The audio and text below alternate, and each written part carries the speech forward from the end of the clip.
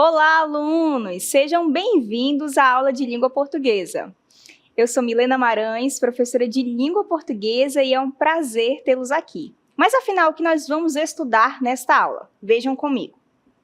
Objeto de conhecimento, leitura de interpretação de textos orais, escritos e multissemióticos, e o nosso detalhamento, identificação e análise dos objetivos dos textos de divulgação científica, privilegiando a norma culta como instrumento de acesso à informação.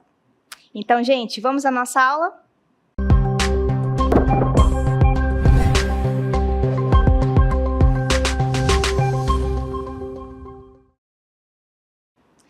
Então, gente, temos aqui uma frase, eu quero que vocês acompanhem o raciocínio comigo. Vejam bem. De você, casa aqui legal. Será que a frase fez sentido para você? Será que ao lê-la você disse, nossa, eu entendi, ou você ficou assim, não, está confuso isso, um instante que o meu raciocínio não conseguiu compreender tal frase. Percebeu que esse texto não faz sentido? Pelo menos para mim não faz sentido. Acredito que para você também. Então, quando não há sentido, eu não posso dizer que é um texto, porque um texto, para ser um texto, precisa ter sentido na hora da comunicação. Se eu produzo uma frase como essa que vocês estão vendo e não faz sentido, eu não posso chamá-la de texto. Combinado? Agora vejam a frase a seguir. Olha o que vai aparecer aqui. Você tem uma casa legal. E agora, a frase fez sentido? Ficou compreensível? Eu acho que sim, não é? Então, se agora é compreensível, se faz sentido para você, eu posso dizer que esta frase é um texto, porque ela comunica, produz sentido. Combinado? Deu para entender o que é texto de uma forma simples? Agora eu quero que vocês acompanhem comigo o conceito a respeito de texto. Vejam aí. Afinal, o que é texto? De acordo com a linguista e professora da UFMG, Maria da Graça Costa Val, pode-se definir texto como qualquer produção linguística, falada ou escrita, de qualquer tamanho que possa fazer sentido, guarda aí a palavra, numa situação de interlocução, isto é, numa situação de comunicação. Então, vamos entender aqui o conceito. Para que seja um texto, ele precisa fazer sentido. Vocês viram aí durante a explicação do conceito, não é? Então, a primeira ideia a respeito de texto é a seguinte: ele precisa fazer sentido. Esse texto pode ser pequeno, pode ser grande, pode ser falado, pode ser escrito. Desde que ele faça sentido, é texto. Um exemplo muito clássico que eu gosto de trabalhar é vocês pensarem o seguinte comigo. Vamos supor que uma mãe esteja ali com um bebê e esse bebê fale bé, bé e aponte para a água. Pergunto, será que a mãe da criança vai entender o que o bebê está pedindo? Eu acho, apesar de eu não ser mãe ainda, mas eu acredito que a mãe vai entender sim. Não, meu filho quer água, porque ele está apontando para a água e está falando bé. Mas, professora, bé, sim, se está fazendo sentido naquela comunicação entre o bebê e a mãe, a gente pode considerar isso um texto sim, ok? Eu acho que agora ficou assim mais compreensível para vocês. Só que quando nós vamos falar de um texto que envolve ali a fala, como eu estou fazendo aqui agora, que envolve a escrita, a gente precisa pensar em algumas situações que vão constituir, ou seja, vão construir o texto. Por esse motivo está aí a pergunta, como um texto se constitui? Então, ele vai precisar ter intencionalidade, ele vai precisar ter aceitabilidade, ele vai precisar ter situacionalidade. Alguns autores, vocês vão perceber, só um ponto a destacar, que escreve assim, ou fala assim, situacionalidade. Então, tanto faz, tá bom? Informatividade precisa ter também, intertextualidade, coesão e coerência. Para que um texto seja um texto, ele precisa fazer sentido. Eu já entendi isso. Mas como ele vai fazer sentido? Quando eu coloco essas informações aí, intencionalidade, aceitabilidade e assim por diante. Somente assim é que um texto vai ser completo. Por esse motivo, a aula aqui que eu estou fazendo, que eu estou ministrando, é um texto, porque há uma intenção, há uma aceitabilidade por parte de vocês, eu vou já explicar o que é cada um deles, há informação sendo passada aqui, há intertextualidade, eu não estou falando só informações a partir do que eu acho, eu vou trazer autores para testificar o que eu estou falando. Tem coesão, porque conforme eu vou falando, as minhas frases vão sendo ligadas uma à outra, sem causar confusão. E há coerência, porque quando vocês ouvem o que eu falo, ouvem o texto que eu falo, faz sentido completamente para vocês. É um texto que vocês olham, dizem assim, nossa, eu entendi, faz muito sentido para mim. Há lógica nesse texto, ok? Então, a gente agora vai verificar de um por um e o que cada um deles quer dizer. Vejam aí o primeiro. Então, nós temos a intencionalidade. Olha o que diz. Faz referência ao objetivo do autor, ou seja, ao que ele deseja alcançar com o texto. Todo texto tem uma intenção, tem um objetivo. Esta aula, por exemplo, tem uma intenção, tem um objetivo. Qual é o meu objetivo com esta aula? Fazer com que vocês entendam o que é um texto, ok? Então, se há uma intenção, já é um primeiro elemento aí que constitui o texto, ok? Eu acho que fez sentido aí. Se vocês prestarem bastante atenção, por exemplo, nos Instagrams da vida, vocês vão perceber também que os autores ali têm um sentido, na verdade, têm um objetivo, perdão, trocar a palavra aí. Tem um objetivo, uma intenção. Quando eles produzem conteúdo, eles não estão produzindo de qualquer forma. Existe uma intenção, um objetivo ao produzir aquele conteúdo, ok? Quando você fala, por exemplo, existe também uma intenção. Quando a professora está na sala de aula e fala alguma coisa, há uma intenção e assim por diante. Todos nós, independentemente se somos professores ou não, a todo instante, quando nós vamos falar, ou vamos escrever, ou vamos digitar no WhatsApp, nós temos uma intenção com o nosso texto. Ok? Vamos ao próximo. Olha o que o próximo diz. Aceitabilidade.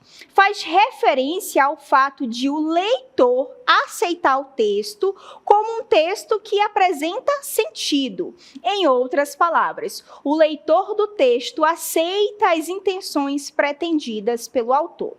Em palavras simples, o que seria aceitabilidade? É quando você, do outro lado, olha o texto, lê o texto e diz assim, nossa, esse texto fez total sentido. Eu aceitei que esse texto tem um sentido, tem uma intenção, que o autor quer falar comigo.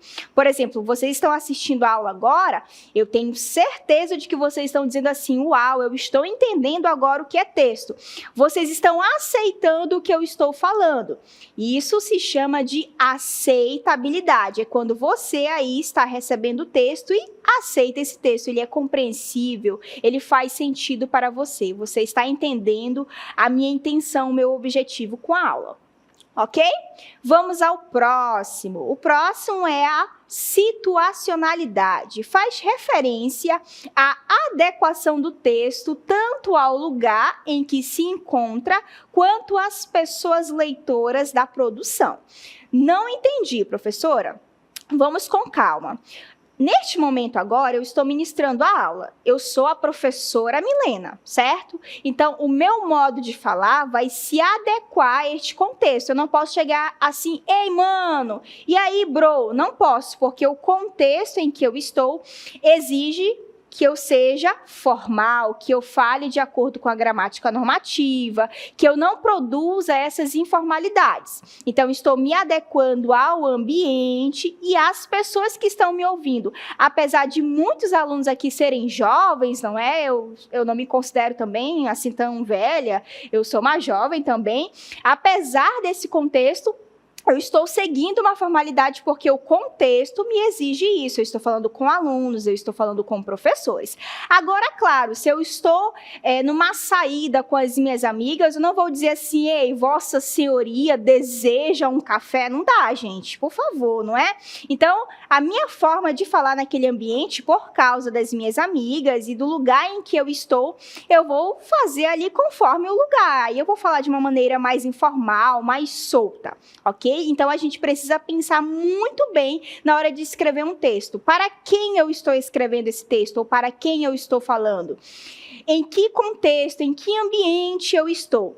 E é por esse motivo, vale muito frisar uma seguinte situação, que vocês estudam língua portuguesa, às vezes as pessoas acham, meu Deus, é uma matéria cheia de regras, às vezes é chata e tudo mais. Pode até ser, mas você precisa dessa formalidade para falar, para escrever em determinados ambientes. Você não vai falar e escrever de qualquer forma. Por exemplo, numa entrevista de emprego, você não vai chegar, eu vim aqui, bro, ainda faz os gestos, não é? Não dá, gente, vocês vão falar de uma maneira que se adeque àquele ambiente. Fez sentido? Então, é isso que eu chamo de situacionalidade.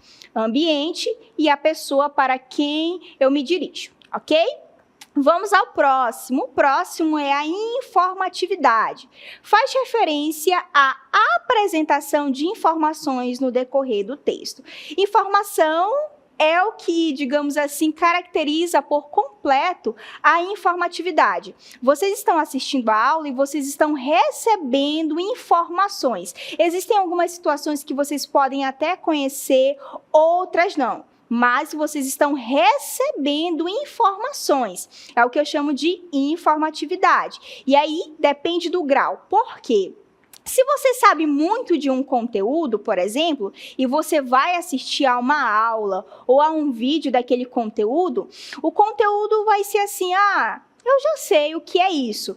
Mas, se você vai assistir a uma aula, ver um vídeo em que estão informações que você ainda não viu, aí você vai dizer assim, nossa, que interessante, eu nunca tinha visto isso, ou nunca tinha ouvido. Então, o grau de informatividade vai aparecer aí. Quanto eu mais sei de um conteúdo, ele vai ser, digamos assim, com o menor grau de informação. E quanto eu menos sei do conteúdo, ele vai ter um grau maior de informatividade. Por exemplo, eu sou professora de língua portuguesa. Então, se eu for assistir a esta aula, eu vou dizer assim, nossa, eu já sei, porque são conteúdos que eu ali estudo quase todo dia. É um grau de informação pouco para mim. Mas se, por exemplo, eu for assistir a uma aula de matemática, vão ser informações novas. Eu sei uma coisa ou outra, mas eu não domino por completo. Quando eu for assistir, eu vou dizer assim, nossa, é verdade que existe isso em matemática? Veja, o grau de informação sendo maior porque eu não conheço a área por completo. Informatividade é isso, tem a ver com informação. Pode ser no maior grau ou no menor grau. Vai depender muito do meu conhecimento de mundo, do meu conhecimento das situações, da cultura, etc. Ok? Vamos ao próximo. O próximo é a intertextualidade. Faz referência, segundo o dicionário Aulete, à influência direta ou indireta de um ou mais textos literários pré-existentes na elaboração de um novo texto. O que isso quer dizer? Conforme eu vou escrevendo, eu vou falando o meu texto, eu vou trazendo informações de outros autores, porque, gente, eu não sou um dicionário ambulante, eu não sou uma enciclopédia, enfim, né? Não sou o Aurélio, como dizem alguns professores antigos que foram meus professores. Eu não sou tudo isso. Então, para embasar minha fala, para explicar o que eu estou expondo aqui, eu trago autores. Tanto que, no início da aula, ao explicar o que é texto, eu disse lá, de acordo com a professora Maria da Graça, ela explica que texto é isso, isso, isso. Veja, eu somo outra pessoa a mim para que eu possa trazer a informação a você. Então, a intertextualidade é quando você pega um texto que já existe e coloca no texto que está sendo criado agora. Isso em palavras simples, ok? Intertextualidade é a relação entre os textos, beleza? Vamos ao próximo. O próximo é a coesão. Faz referência, consoante a Carlos Nascimento, ao sistema formado por elementos linguísticos com o objetivo de estabelecer uma ligação entre as palavras, frases e períodos, contribuindo assim para a organização dos seus parágrafos e para a compreensão do leitor. Professor, eu não entendi nada, foram muitas palavras difíceis aí. O que isso quer dizer? A gente vai entender agora. Quando eu estou construindo uma frase, eu não posso falar assim: casa, mãe, você, tu. Viu que são palavras soltas, palavras que não apresentam uma ligação? Quando eu faço isso, eu não tenho coesão no meu texto. Agora, se eu falo, Milena estudou, mas não passou na prova. Agora a frase tem uma ligação tão completa que ela faz sentido para você. Essa ligação entre as frases é o que eu chamo de coesão. Primeira frase, Milena estudou. A segunda frase, ela não passou na prova. Mas como eu ligo essas duas frases? Aí eu vou usar um elemento linguístico, como ele bem diz aí, para unir essas duas frases. Milena estudou, mas ela não passou. Esse mas está ligando as duas frases, ok? E aí é o que eu chamo de coesão textual. São esses elementos que ligam um texto. Outro exemplo, Milena chorou. Primeira frase, quando o seu dogzinho morreu, o meu cachorro faleceu, gente, de fato. Então, veja, Milena chorou. O quando liga a segunda parte, que é falar sobre o falecimento do meu dogzinho, do meu cachorro de fato que faleceu. E aí, essas duas informações, essas duas frases estão sendo ligadas pelo quando. Então, quando eu faço a junção das frases, eu chamo isso de coesão, ok? Vamos ao próximo.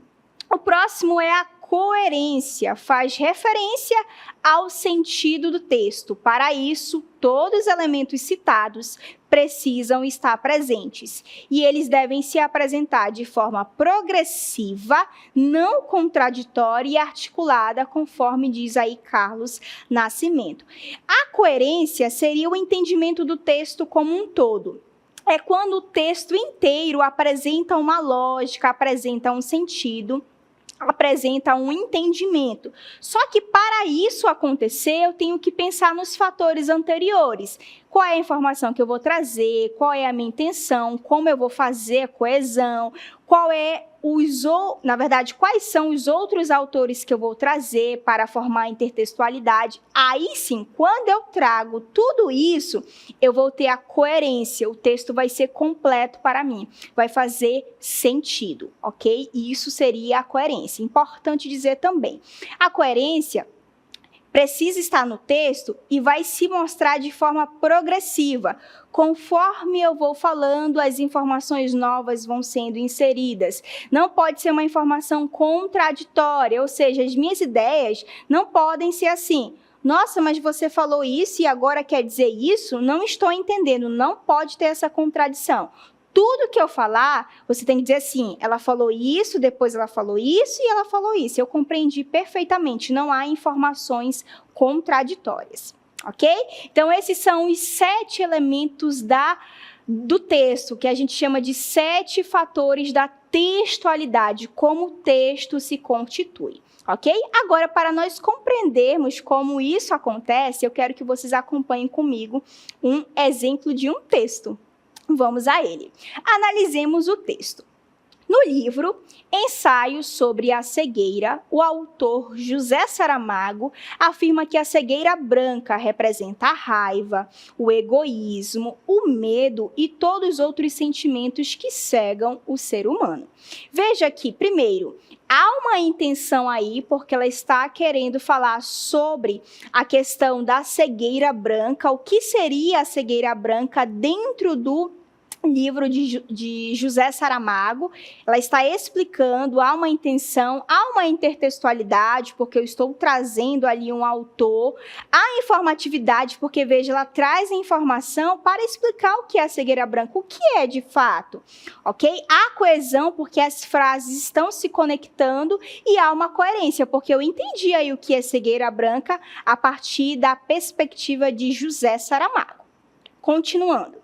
Logo, estou ligando mais uma vez aí o que vem depois. O livre porte de armas em uma sociedade incapaz de compreender o próximo se torna perigoso. Opa, achei a intenção real da autora, vocês vão ver que é a Laura, foi uma aluna minha, não é, de redação, e aí, quando ela apresenta a intenção dela, de fato, agora eu entendi qual é a intenção dela. O livre porte de armas em uma sociedade incapaz de compreender o próximo se torna perigoso. Ou seja, ela mostrou a intenção dela, olha, eu quero falar sobre isso. Só que para falar sobre isso, ela foi trazendo as informações, ela trouxe autores, ela ligou o texto para então ter esse sentido completo e eu entender a intencionalidade dela, ok? Essa é a primeira parte do texto. Vamos continuar com a segunda parte. De acordo com o Ministério Público, o número de crimes por motivos banais, como brigas de trânsito, ciúmes, vinganças ou conflito entre vizinhos, ultrapassa dos 80% nos estados São Paulo e Santa Catarina. Mais uma vez eu trago a intertextualidade, eu trago informações extras para afirmar o que eu estou querendo afirmar, que é justamente dizer assim, olha, se a gente, numa sociedade como a nossa, fazer o uso de porte de armas, a gente vai ter uma sociedade aí cheia de conflitos, porque, veja, se por motivos banais as pessoas já têm ali um conflito muito grande, brigas de trânsito, ciúmes, vinganças, conflito entre vizinhos, olha aí, ultrapassa dos 80%. Imagine essas pessoas utilizando ali o porte de armas. Então, é isso que ela está querendo passar para o autor, mas perceba que tudo está sendo ligado por meio da coesão,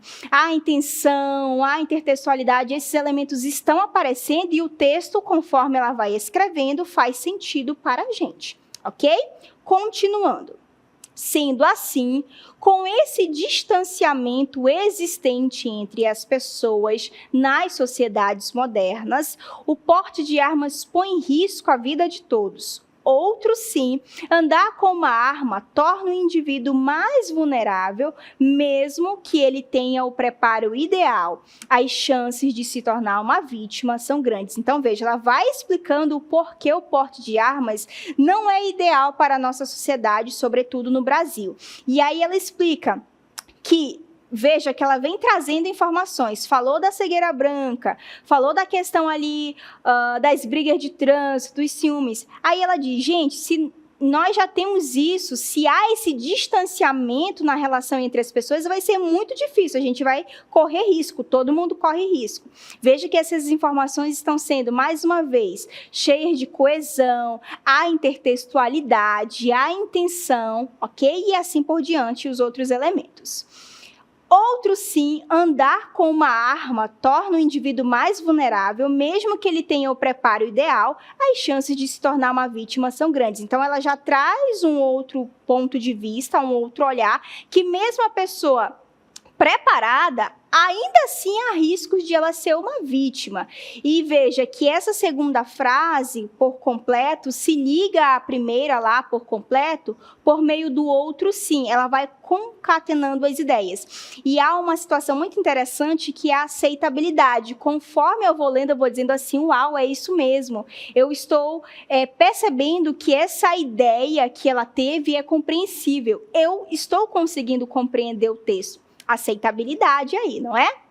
Continuando, como é o caso de um policial em São Paulo que estava à paisana, reagiu a um assalto e foi baleado. Portanto, segundo uma pesquisa do Instituto Brasileiro de Ciências Criminais, uma pessoa armada corre o risco 56% maior de morrer que uma pessoa desarmada. Então, ela traz mais uma vez a intertextualidade para mostrar o que ela já havia falado. Mesmo a pessoa tendo um preparo ideal, ela pode ser uma grande vítima. E ela mostra isso por meio do caso aí.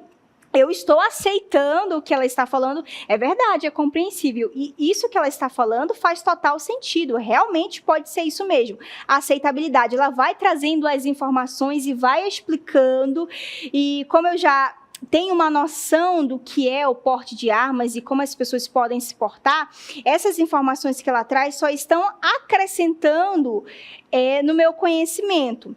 E a coesão, porque ela está fazendo uma ligação entre as partes do texto. E, por fim, a coerência como um todo, não é? Vejamos a última parte. Destarte, olha que chique esse elemento.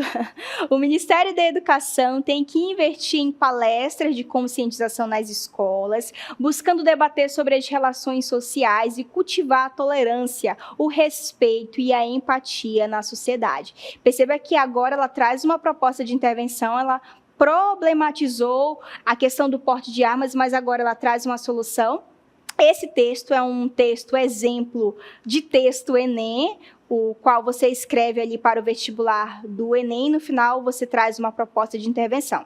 Claro que a proposta pode vir no decorrer do texto, mas geralmente nós fazemos na conclusão. Ok? E aí, essa proposta tem uma relação total com o que ela vinha falando, vinha afirmando, ela tem uma intenção, o texto dela, por completo, apresenta uma coerência, as frases estão muito bem ligadas, tanto que não há erros de gramática normativa, assim, de forma gritante, como podemos dizer, porque a questão da gramática normativa faz parte da coesão também, você usar muito bem esses elementos da língua. Veja aí um exemplo de um texto que tem todos os 7 elementos da textualidade, tem uma coerência completa, enfim, perfeito, não é? Então, agora a gente vai fazer uma síntese a respeito do que nós vimos nesta aula. Acompanhem comigo. Em síntese, o texto é uma produção linguística que deve fazer sentido numa situação de comunicação. Guarda muito bem a palavra sentido. Lembrando que o texto pode ser pequeno ou pode ser grande, pode ser falado ou pode ser escrito, ok? Para que isso aconteça, ele é composto dos seguintes elementos. Intencionalidade, o autor tem uma intenção, tem um objetivo. Aceitabilidade, eu preciso aceitar esse texto, ele precisa fazer sentido para mim, eu preciso compreendê-lo. Apresenta uma situacionalidade, depende da pessoa com quem eu falo, depende do contexto em que eu estou, ou seja, do ambiente, ok? Na verdade, depende de 2 fatores, ambiente e pessoa. Nós temos a informatividade, eu preciso trazer informações no meu texto, eu preciso explicar o que eu estou expondo ali. Precisa haver intertextualidade, porque a gente não tira, como diz minha mãe, as coisas da nossa cabeça, a gente vem com base de algum lugar, a gente vem com ideias a partir de algum lugar, a partir de alguma situação, de algum contexto. Precisa ter coesão. As frases precisam estar bem ligadas, não pode haver ali erros de gramática e, por fim, precisa ter coerência, ou seja, fazer sentido como um todo. O texto precisa fazer sentido, ok? Então, gente, foi isso que nós vimos aí na aula. Eu espero que vocês tenham aprendido o que é um texto de fato. Eu fico por aqui.